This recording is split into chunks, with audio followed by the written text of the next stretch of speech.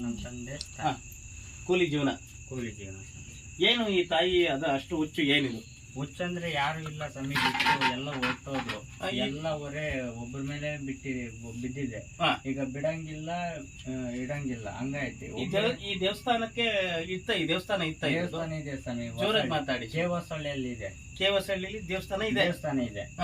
ಅಲ್ಲಿ ಸ್ವಲ್ಪ ಹಾಳು ಬಿದ್ದಿದ್ದರಿಂದ ಹಳೇದು ಗುಡಿ, ಹಂಗಾಗಿ ಮನೆಗೆ ತಂದಿಟ್ರು. ಇನ್ಯಾರು ಗಮನಿಸರಿಲ್ಲ, ಯಾರು ಇಲ್ಲ ಸರ್. 1 ರೂಪಾಯಿ ಕೊಡೋರಿಲ್ಲ, ಬಿಡೋರಿಲ್ಲ.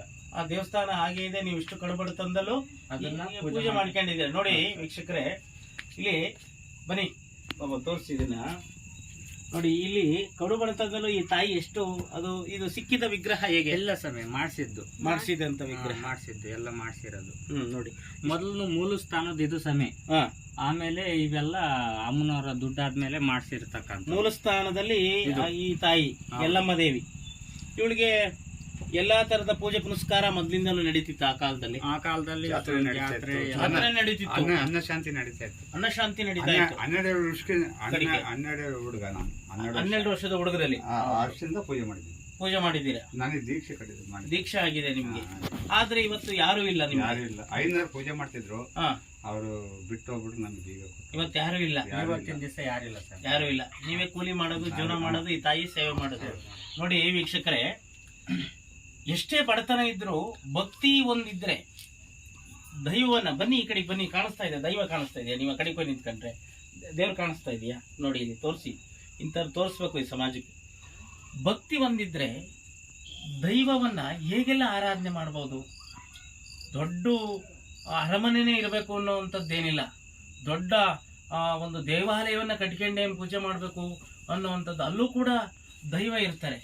ಪುಟ್ಟ ಗುಡಿಸಲಲ್ಲಿ ಕೂಲಿ ಮಾಡ್ಕೊಂಡು ಜೀವನ ಮಾಡ್ತಕ್ಕ ಅಲ್ಲೂ ಕೂಡ ಭಕ್ತಿ ಇದೆ, ಅಲ್ಲೂ ಕೂಡ ದೈವ ಇದೆ ಅನ್ನೋದಕ್ಕೆ ಸಾಕ್ಷಿ ಇದು. ಈ ದೈವವನ್ನು ಪೂಜೆ ಮಾಡ್ಕೊಂಡು ಆರಾಧನೆ ಮಾಡ್ಕೊಂತ ಇರೋದು. ನಮ್ಮ ಹತ್ರಕ್ಕೆ ಬಂದರು ವೀಕ್ಷಕರೇ, ಸ್ವಾಮಿ ನಾವು ಹಿಂಗೆ ತುಂಬ ಕಡುಬಡತನದಲ್ಲಿದ್ದೀವಿ, ನಮ್ಗೇನಾದ್ರು ಸಹಾಯ ಮಾಡಿ, ನಮಗೆ ಆ ದೈವವನ್ನು ಮತ್ತೆ ಯಥಾ ಪ್ರಕಾರವಾಗಿ ನಾವು ದೇವಾಲಯವನ್ನು ಕಟ್ಟಿಸ್ಬೇಕು ಅಂಥದ್ದೊಂದು ಶಕ್ತಿ ಸಂಚಯವನ್ನು ಮಾಡಿಕೊಡಿ ಅಂತೇಳಿ ಈ ಕಡುಬಡತನ ಕುಟುಂಬ ಬಂದಿದೆ. ನಮ್ಮ ಕೈಲಿದ್ದದನ್ನು ಗುರುಕಾಣಿಗೆ ಕೊಡ್ತೀವಿ ಸ್ವಾಮಿ, ಮಾಡಿಕೊಡಿ ಅಂತ. ಅವ್ರನ್ನು ಕೂಡ ನಾವು ಕೈ ಬಿಟ್ಟಿಲ್ಲ. ಧಾರ್ಮಿಕವಾಗಿ ಧರ್ಮದಲ್ಲಿ ಏನೇ ಇದ್ದರೂ ಕೂಡ ನಾನು ಸಹಾಯ ಮಾಡುವಂತಹ ಒಂದು ದಾರಿಯಲ್ಲಿ ನಡ್ಕೊಂಬಂದಿದ್ದೇನೆ. ಆಗ ಈ ಕಡುಬಡತನ ಕುಟುಂಬಕ್ಕೂ ಕೂಡ ಈ ದೈವಕ್ಕೂ ಕೂಡ ನಾನು ಸಹಾಯ ಮಾಡುವಂತಹ ಒಂದು ಕೆಲಸಕ್ಕೆ ಕೈ ಹಾಕಿದ್ದೇನೆ. ಹಾಗಾಗಿ ವೀಕ್ಷಕರೇ, ಇಲ್ಲಿ ನೀಡ್ತಕ್ಕಂಥ ಸಂದೇಶ ಇಷ್ಟೇ: ಮನೆ ದೊಡ್ಡದಾದ್ರೇನು ಚಿಕ್ಕದಾದ್ರೇನು, ಬಡವರಾದ್ರೇನು ಬಲ್ಲಿಗರಾದ್ರೇನು, ಭಕ್ತಿಗಿನ್ನ ಮಿಗಿಲಾದು ಜಗತ್ತಿನಲ್ಲಿ ಇನ್ಯಾವುದೂ ಇಲ್ಲ ಅನ್ನೋದಕ್ಕೆ ಇದು ಉದಾಹರಣೆ. ನಾನು ಬೆಳಗ್ಗೆನೇ ಬರಬೇಕಾಯಿತು, ಬೆಳಿಗ್ಗೆ ಬರೋಕ್ಕಾಗಲಿಲ್ಲ, ತುಂಬ ಕೆಲಸದ ಒತ್ತಡಗಳಿದ್ದು. ಹಾಗಾಗಿ ಇದೆಲ್ಲ ಪುಟ್ಟು ಗುಡಿಸಲು ನೋಡಿರಲ್ಲ ವೀಕ್ಷಕರೇ, ಹೀಗೆಲ್ಲ ಅಡುಗೆ ಮಾಡ್ಕೊಂತ ಊಟ ಮಾಡ್ತಾ ಇದ್ದಾರೆ, ಹೇಗೆಲ್ಲ ಮಾಡ್ತಾ ಇದ್ದಾರೆ ಅಂತ.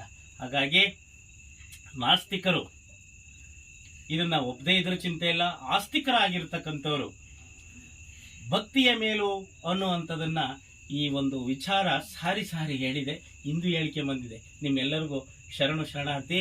ಈ ಕುಟುಂಬಕ್ಕೆ ನಾನು ಸಹಾಯ ಮಾಡ್ತಾ ಇದ್ದೀನಿ.